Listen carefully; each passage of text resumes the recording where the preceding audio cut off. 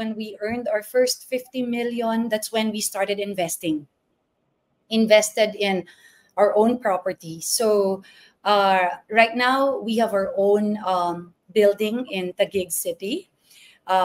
Hindi na kami nagbabayad ng rent. When I earned my first 10 million, siguro I can say na yun hindi ko na namalayan. Kasi I was just doing what I believe was the right thing, the right formula, the winning strategy at that time. Earning the first million was the most dramatic.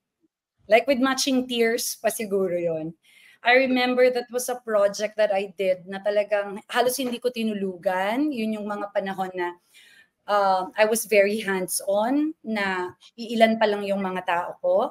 So for me, that's more memorable. That was something that drove me even, di ba, parang yun yung nagbigay sa akin ng bigger encouragement na gawin yung mga ginagawa ko. That's the difference lang in strategy. Kasi pag medyo maliit pa, syempre pinagkakasya mo lang muna yon, pinapaikot mo. Pagka medyo lumaki na yung kita, you have to have that wisdom kung saan dapat help me during the pandemic. I was able to do the right investments in properties that when the pandemic hit, hindi ako nagre-renta eh. Wala akong inuupahang warehouse, wala akong inuupahang office space. So kahit nag-lockdown, kahit nagsara ang negosyo for a few months na wala tayong kinikita, hindi tayo masyadong nahirapan.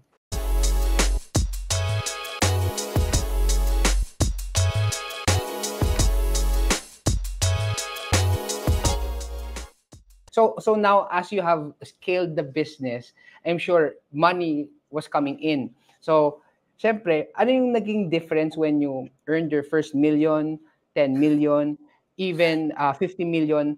Ano yung feeling nun? And pangalawa, nung nahihit mo yung mga milestones na yun, was there a change of strategy or was it just the same? Well, Neil, just like any entrepreneur siguro, no, earning the first million was the most dramatic. Like with Matching Tears pa siguro yon. I remember that was a project that I did na talagang halos hindi ko tinulugan. Yun yung mga panahon na I was very hands-on, na iilan pa lang yung mga tao ko.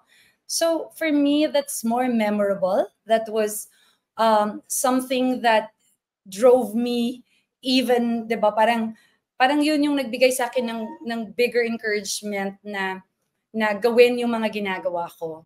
So, in terms of strategy, parang yun nga, yun yung nag-propel sa'yo to, yeah, you're doing it right, so just go ahead and pag yung sinasabi mo when I earned my first 10 million, siguro I can say na yun hindi ko na namalayan kasi I was just doing what I believe was the right thing, the right formula, the winning strategy at that time. I just kept doing it. I was too busy, opening accounts here and there and just really helping the sales team work on different projects. That was really, yes, that was very rewarding. Of course, you celebrate your milestones. Tinitreat din natin yung sarili natin. That was siguro when I earned my first 10 million, that was the time na parang inano mo naman, binigyan mo naman ng pat yung sarili mo sa likod at sinabi na you're doing the right thing. And of course, not to forget to give all the glory to the Lord because after all, lahat yan ay dahil sa Kanya. I would really turn to Him for any challenge and in every victory then, I always give Him back all the glory. Tinuloy lang natin, ginawa ko lang kung ano yung sa tingin ko will really help the business grow.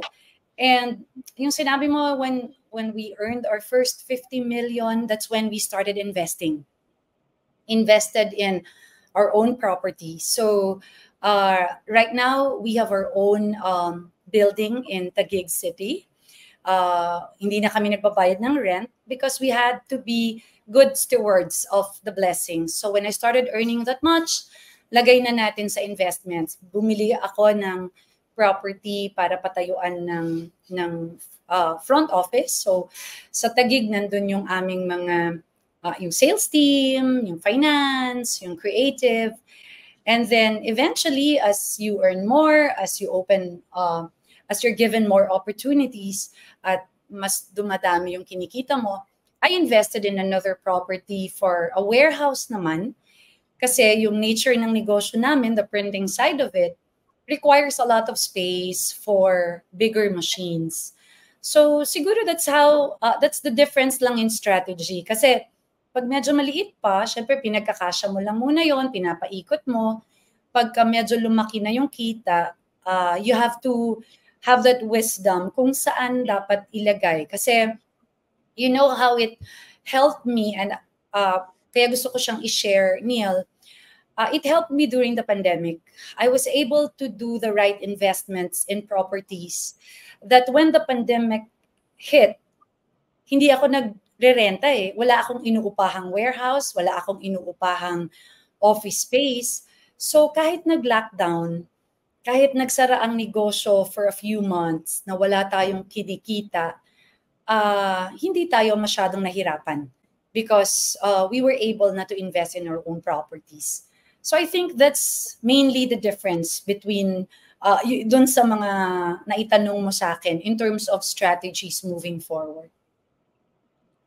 Yeah, the good thing with the strategy, no, when you are buying buildings or putting up buildings and land, nag-appreciate yan generally, especially in a high dense area. Siguro curious lang ako because we've talked about vertical integration and you have the resources like importing, kayong gumagawa ng materials, and you also have a building sa Taguig. Is it part of the strategy na magpo-post kayo ng mga billboard and people will pay you? Or ginawa nyo na yon? Or are you doing it? Or na-consider nyo na yun? Actually, we cater mostly to advertising agencies. So we at some point meron din kaming sarili naming billboard sites, and we don't really advertise our business out there for people to see because value proposition of our business is beyond colors winning solutions. So we really it's more of a personal approach sa clients. So through the years, parang we didn't consider the need to really advertise our brand or advertise our business, but more of to help those who want to advertise their brand or want to have this avenue for their businesses to be advertised out there. So yun yung naging serbisyo namin dun sa mga clients namin. And then from there, nakilala kami dun sa personal approach. So walang one size fits all sa naging approach namin sa bawat client namin. I don't know if that's what you wanted to hear, Neil. You may rephrase the question if mali yung pagkakasagot ko. Maganda yung sinabi mo eh. At hindi siya one size fits all. Yeah, it was a consideration yung mga ganun. But at the end of the day, how can you really help your clients? Eh? And that's where you will really stand out.